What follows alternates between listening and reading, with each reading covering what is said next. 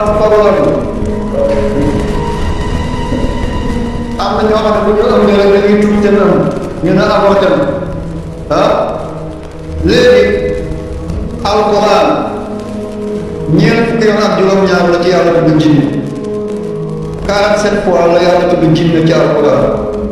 47 fois mooy ñeent fukki yoon ak juróom-ñaar la yàlla tudd jinne ci alquran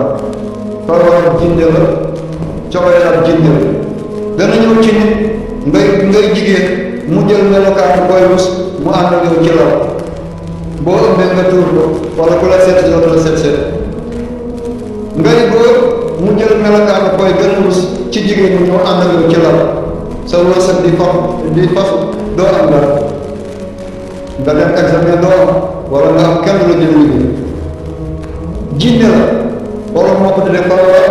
wala coobare la alquran yàlla mu ngi tudd jinne ci biir ñeent fukki yoon ak juróom-ñaar ci sooratu Ar-Rahmaan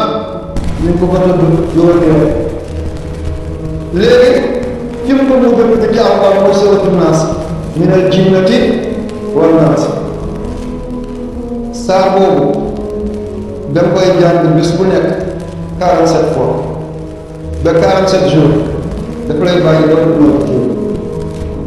wallahi bu ko mënut a jàng xanaa nga def Cheikh Ibrahima moom jël àll bi ak xalima bi daana ko dundal ñeent fukki ak juróom-ñaar boo xëyee nga naan ci sang boo tëdd nga naan ci sang ba 47 jours bu dee fan la dana la bàyyi coobare dana bàyyi bu dee nga avorté te muy rab dana bàyyi